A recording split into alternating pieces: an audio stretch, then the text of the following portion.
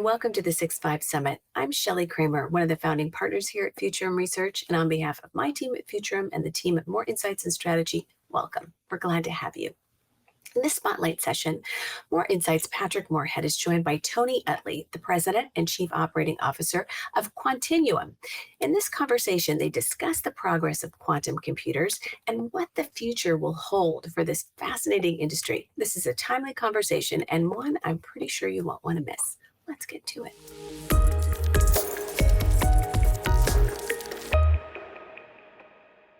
Tony, welcome to the 6-5 Summit. Thank you so much for coming on.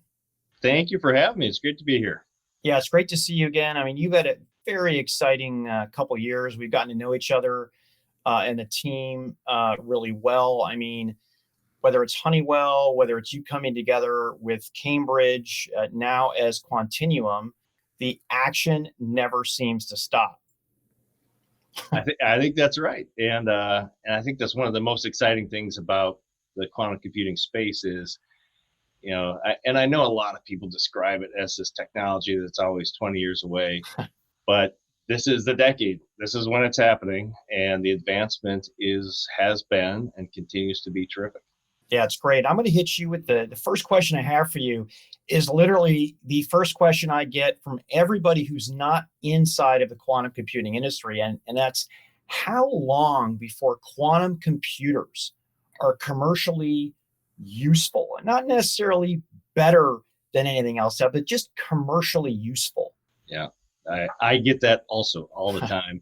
And I don't know if it's funny is the right word. December of 2021, so that'd be last December, that was a big moment that happened, and that was when quantum computers became commercially useful. It happened. It already happened.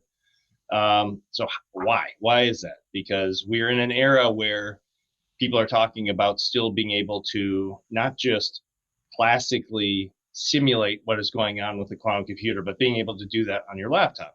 Is that a true statement? Yes, that is a true statement. So how can quantum computers do something today that are useful? Because it turns out that they are quantum mechanical systems. And so when we have things, and people will have heard these terms, but they're so special to quantum physics and quantum mechanics, things like superposition, which is the ability for these wonderful qubits to be in both a 0 state and a 1 state simultaneously. Things like entanglement, where you have something that you can know about these qubits if you have imparted quantum information in them together and then separated them. When that's happening in a quantum computer, it is really happening.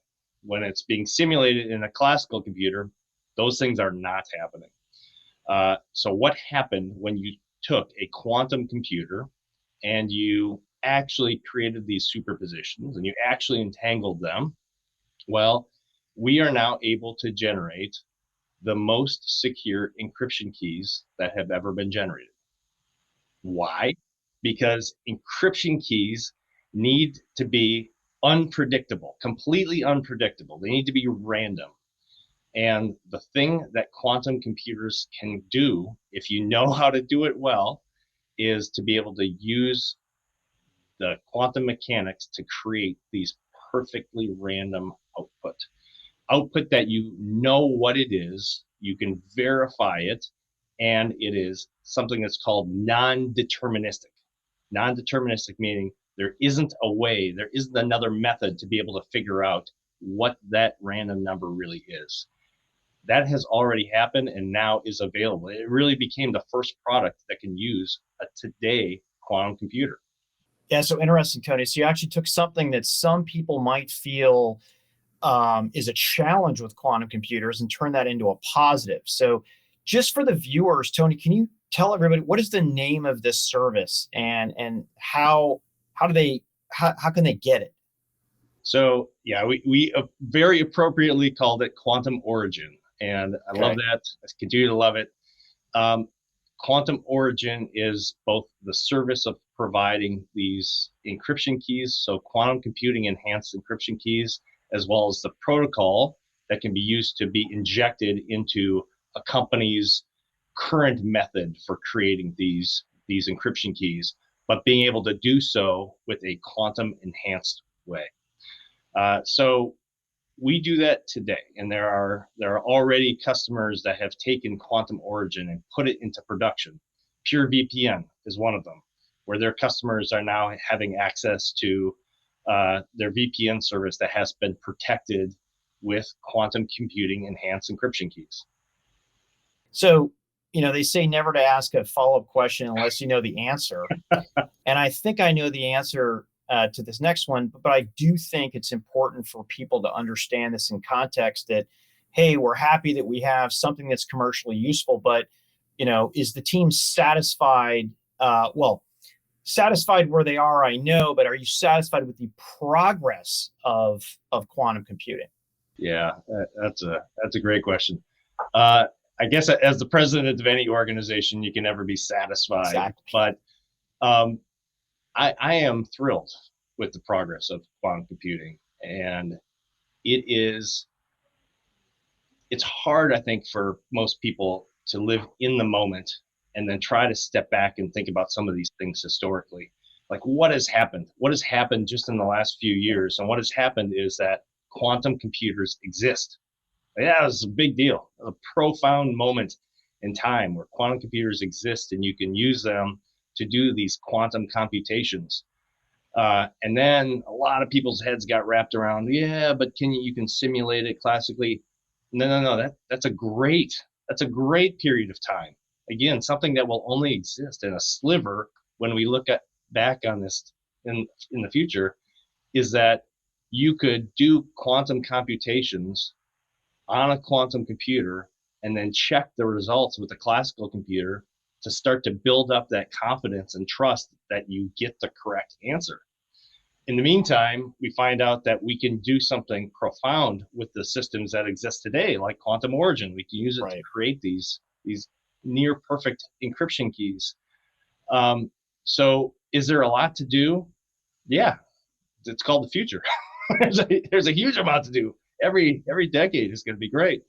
But are we making the progress that we said we were going to make? Yes. And I think that's the other one that was really big for Quantinuum is, I personally made a statement in March of 2020 saying we were going to release our first quantum computer in June. We said what the quantum volume, which was this measure of its performance, what it was going to be, and that every year for the next 5 years, we'd be able to increase that performance by an order of magnitude. And we have done that absolutely, as we said we would, make the data available and showcase that these systems are incredible, especially if you know how to precisely control them. So Tony, I want to move to ecosystem here. So, every new technology has its ecosystem of investors, startups, pundits, the press. Now we've got the social media. Requires some excitement to get an investment cycle, right? Sometimes some people might call excitement hype, and some people I've heard say, "Hey, there's too much hype in quantum computing on that." And what are your thoughts on that? Is there too much hype in quantum computing right now? I think there's a lot of risk to too much hype in quantum computing. But it starts in a very interesting place. I had the absolutely enormous pleasure of being able to participate in the Hudson Forum that was put on by IBM, in fact, just in early May. And something was said during one of the panel discussions that was so profound to me, which is the sense of wonder that is inspired by quantum computing is so high. And it's kind of knowledge that quantum computing is this incredible thing and can be the future is so widely known, yet nobody knows anything about it or how it works. But the sense of wonder is incredible, and this future potential just exists, which is what a great place to be. What a great technology where everybody's like, wow, this is going to be great. And then there's this gigantic gap between people who would say that and know where we are today.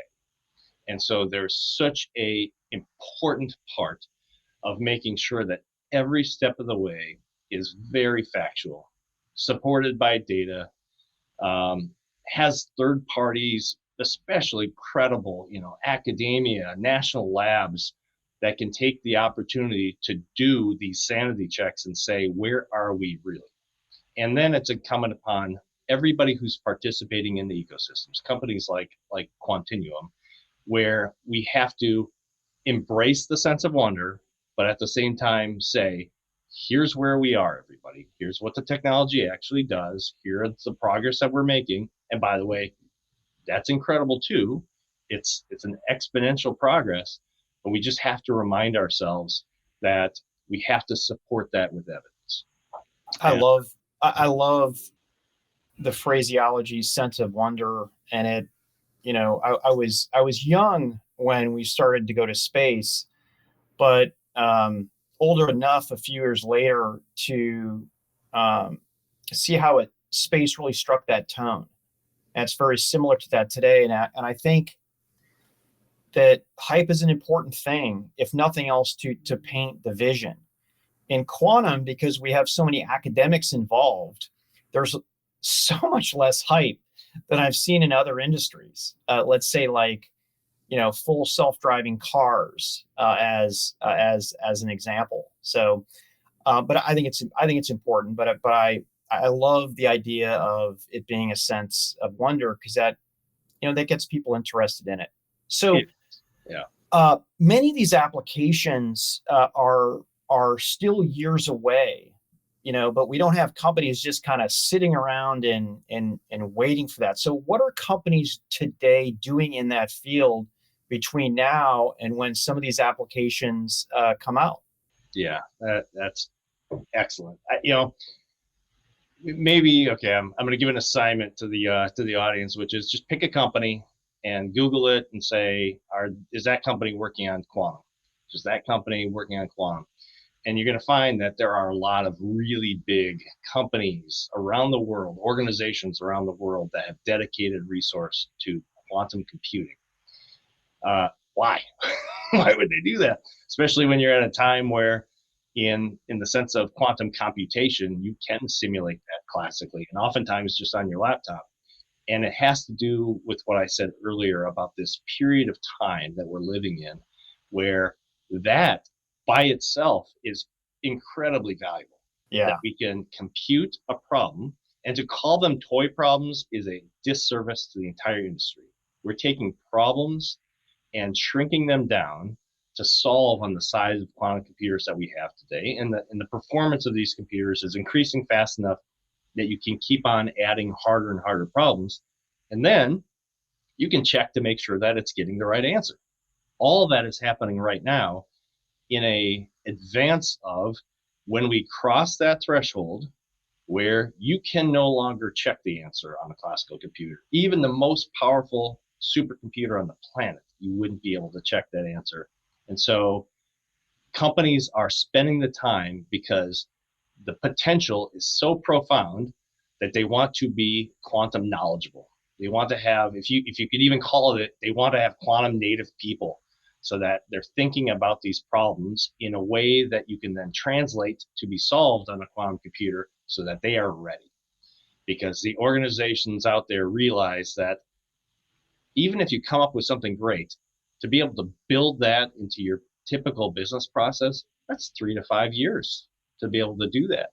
And so putting the resources in now to figure out how you'd make those process changes, where it would come into play, what parts of your organization would have to change is what's happening. And it's the right thing to do. It really is the right thing to do to be prepared to be able to maximize when this can take advantage for your company first. Yeah, Tony, that makes perfect sense. And it reminds me of how machine learning got popularized with ImageNet, where one of the first big tricks that ImageNet would do is to be able to determine if it's a dog or a person. Okay. And then as you got better hardware, better algorithms, it's a brown dog with a collar sitting in a park. Brown dog, actually a golden retriever sitting in a park in New York City because you could identify the buildings behind it. So, in a very similar way that I saw, at least image, intelligent image identification. This is the way it's happening today. And now here we are in machine learning, where we're doing a lot more than just determining if it was a dog or a person. Right. So I understand that you're launching a new quantum computational chemistry product. Tell us more about that. How did it come about? Why do customers need something like this? Yeah, no, this is fun. So just last week, we would have announced to the world that we are releasing a product that's called Inquanto, and the idea behind it came from the work that we were doing with our customers. And this is, I love the story because this is how products should work. All products. We were doing projects with big pharmaceutical companies, material science companies, chemicals companies on these profound, big, meaty use cases. And to try to do that project, we developed software. And then we found out that that software was applicable across a lot of these different projects. And so we continued to build that software out.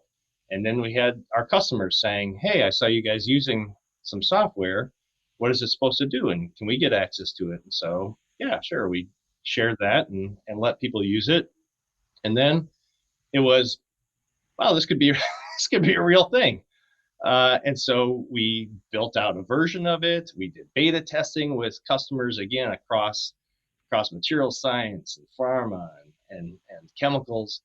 And then you ask the questions that you should always ask. Right. Do you find this useful? And would you pay for it?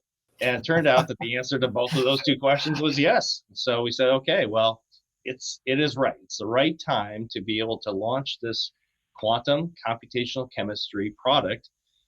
And we then have to realize where we are in history, right? This allows computational chemists to think through the steps that they have to take to translate their problems into quantum problems. That's what's going to happen. That's how you make a quantum educated workforce and start to be a little bit more quantum native in how you think about these things. And then you can apply your problems to real quantum computers, so that as these quantum computers continue to increase their performance level, you can start to do harder and harder problem sets. And so that's where this came about. And is it, 1.0 of something that will have years of usefulness? Well, that's the intent, right? And it's working with these customers then who side by side with us tell us in all the nitty-gritty detail what things they hate, so what things would you change, which again, that's the way you want to develop a product. You want to get that feedback in real time, iterate on it, and make it so it is useful. Now, is it like 1,000 people at each of these companies kind of a thing right now? No, it's the handful of people who need to do the really challenging quantum computational chemistry type problems. Now, will that grow over time? Yes. And again, in a way of thinking about a future both business model, but also applicability, it's outstanding. But right now, get it in the hands of the experts, get it in the hands of people who are going to find the high utility in their own job, in their own processes, and then give them that extension to be able to run those on real quantum computers. It's exciting to see a lot of these, formerly known as high performance computing areas get a big boost from quantum. When will people actually be able to use this? Is it available now in a couple months? It's available now. So that's wonderful. That's exciting. That's what you like to hear. Quantum and now. You heard it here first, right? Not only do we have the one of the first commercially useful applications out there with security keys, but now we have a computational chemistry product out there. Does it have a special name? Yeah, it's Inquanto. And so cool. It's, as you hear things like in vivo and things that would be that, how do you take the next step of using quantum as you think about your chemistry problems, your pharmaceutical, your material science? And it's homage to thinking about it in that way, and realizing that these are tough problems. They're tough problems to think about, tough to get your head around, and so Right. provide tools that simplify it a little bit, even for these brilliant people, that comes with a lot of value. Yeah, and one of the special things I think too is this is such a vertical application. Meaning, listen, I love horizontal, but I love vertical because it's just so much more applicable, and you're looking for less of who's going to use this. You're very centered on this. I mean, listen, not that your new NLP and AI stuff isn't sexy, but this has a use now for a very specific use case. And I think right now, at the state of quantum computing and the way that people look at it, I think these are the most important types of applications you can get out there to reinforce that this is real. Yeah, get the right tools in the hands of brilliant people and let them tell you what they can do with the tools. I love that. I love that. Imagine that, using an ecosystem and developers and customers to map out their future. I love it. Tony, always enjoy my time. I really appreciate you coming on here for the 6.5 Summit. Can't wait. Paul and I can't wait to get out there to see you again. I think the first visit was maybe before COVID hit, and I think we're going to have to meet up again in Colorado or wherever home is these days. No, Pat, thanks so much for having me. Always appreciate it. Thanks.